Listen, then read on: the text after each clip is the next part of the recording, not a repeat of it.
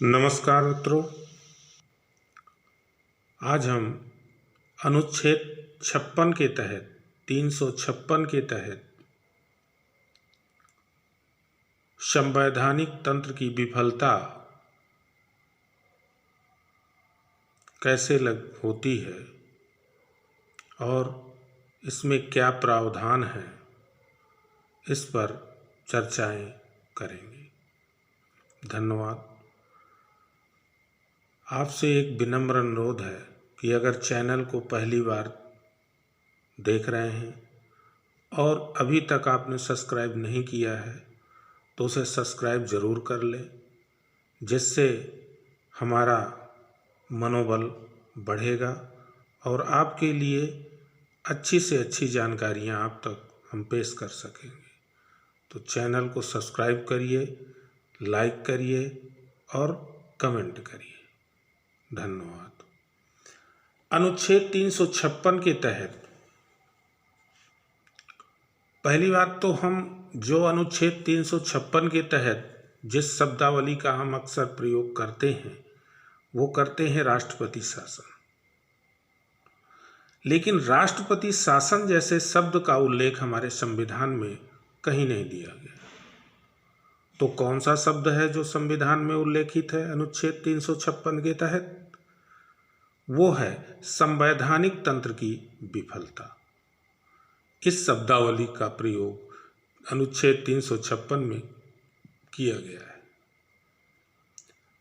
संवैधानिक तंत्र की विफलता की घोषणा कैसे होती है, उसके कारण क्या है? तो संवैधानिक तंत्र की विफलता की घोषणा दो तरीके से होती है। एक तो है राज्यपाल का प्रतिवेदन और दूसरे में अन्य कारण। जब संवैधानिक तंत्र की विफलता की घोषणा होती है तो इसका प्रभाव पूरे राज्य पर होता है, ना कि किसी एक भाग पर। और उस स्थिति में राज्य की विधानसभा भंग हो जाती है। शासन का संचालन राज्यपाल द्वारा केंद्र के निर्देश के अनुसार किया जाता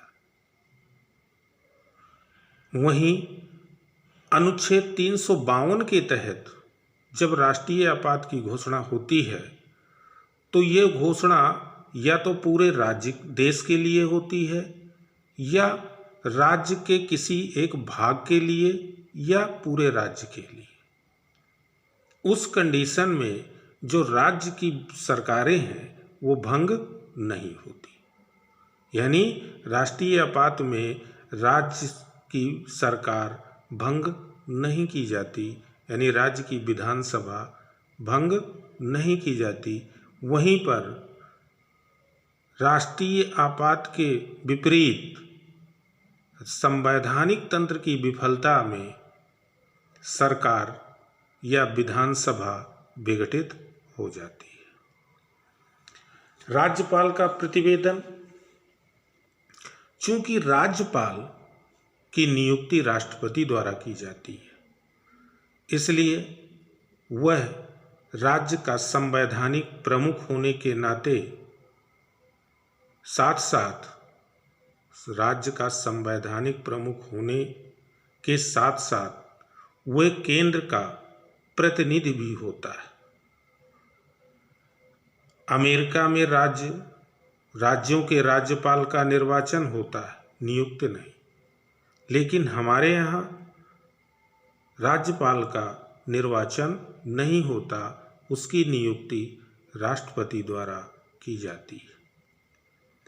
भारत में राज्यपाल की दोहरी भूमिका है, राज्य का संवैधानिक प्रमुख और केंद्र के प्रतिनिधि के रूप में। तो जो अपना प्रतिवेदन राज्यपाल अपना प्रतिवेदन हर 15 दिन में भेजता है, ये उसकी प्रक्रिया का, राज्यपाल की प्रक्रिया का ये एक पक्ष है। यानी उसे संवैधानिक बाध्यता है कि हर 15 दिन में राज्य के शासन व्यवस्था की सारी जानकारी गृह मंत्रालय को प्रदान करना पड़ता है। और दूसरा है विशेष प्रतिवेदन, यानी ये विशेषाधिकार है उसके पास कि वो इसका अनुमान बिना राज्य सरकार या कैबिनेट की कर सकता है कि राज्य में संविधान के अनुसार शासन का संचालन नहीं कर रहा। दूसरा अन्य कारण क्या है? अनुच्छेद 365 संघ को यह शक्ति देता है कि वह राज्य को निर्देश प्रदान कर सकता है। अगर केंद्र द्वारा दिया गया निर्देश या दिए गए निर्देश का पालन उस राज्य की सरकार नहीं करती तो संवैधानिक तंत्र की विफलता की घोषणा अनुच्छेद 356 के तहत राष्ट्रपति कर सकता है। यानी दो कारण हैं। नंबर एक तो राज्यपाल का प्रतिवेदन, दूसरा अनुच्छेद 365 में दी गई प्रक्रिया का पालन अगर राज्य की सरकार नहीं करती तो राष्ट्रपति को यह अधिकार है कि उस राज्य में संवैधानिक तंत्र की विफलता की घोषणा करके सारी शक्ति हस्तांतरित कर दे।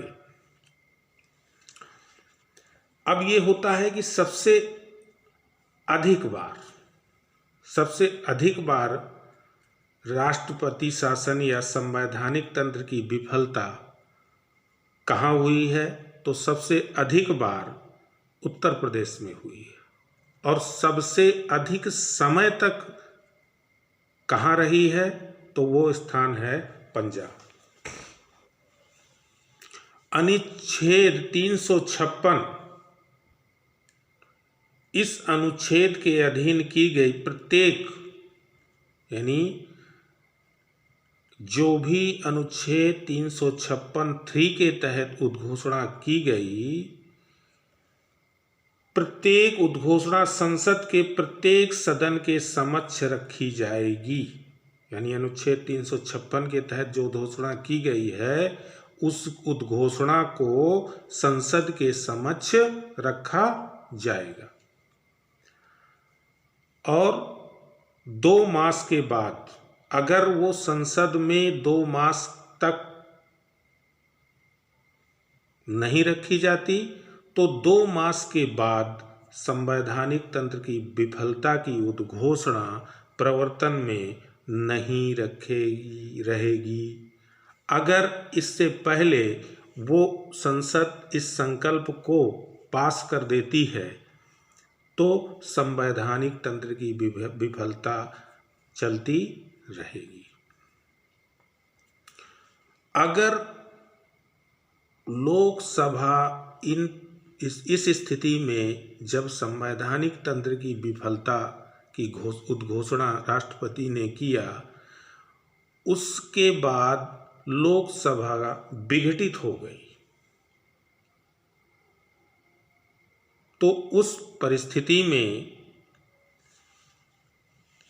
राज्यसभा द्वारा इस संकल्प को पारित किया जाएगा। कब? इस 2 माह के समय तक।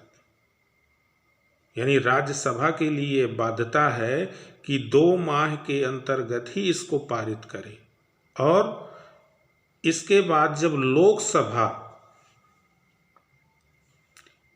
गठित होती है और प्रथम बैठक से 30 दिन के अंदर अगर इस संकल्प को वो पारित नहीं करती तो यह उद्घोषणा प्रवर्तन में नहीं रहेगी। यानी राज्यसभा के लिए 2 माह और लोकसभा के लिए 3 माह इस संकल्प को पारित करने के लिए मिलता है।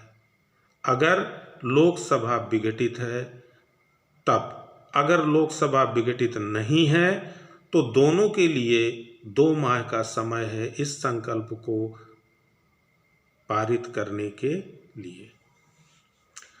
ये उद्घोषणा 6 माह तक प्रवर्तनीय रहेगी और अगर इसको और बढ़ाना है तो 6 माह के बाद यही प्रक्रिया फिर से दोहराई जाएगी। राज्यसभा और लोकसभा द्वारा संकल्प को पारित किया जाएगा। इस तरह करके 3 वर्ष से अधिक संवैधानिक तंत्र की विफलता की उद्घोषणा 3 वर्ष से अधिक नहीं लागू की जा सकती। यानी केवल इसको संकल्प पारित कर करके 3 वर्ष तक बढ़ाई जा सकती है, इससे ज़्यादा नहीं बढ़ाई जा सकती। और इसीलिए सबसे ज़्यादा समय तक पंजाब में लागू रही, इसी प्रक्रिया के तहत उसको बढ़ाया जाता रहा।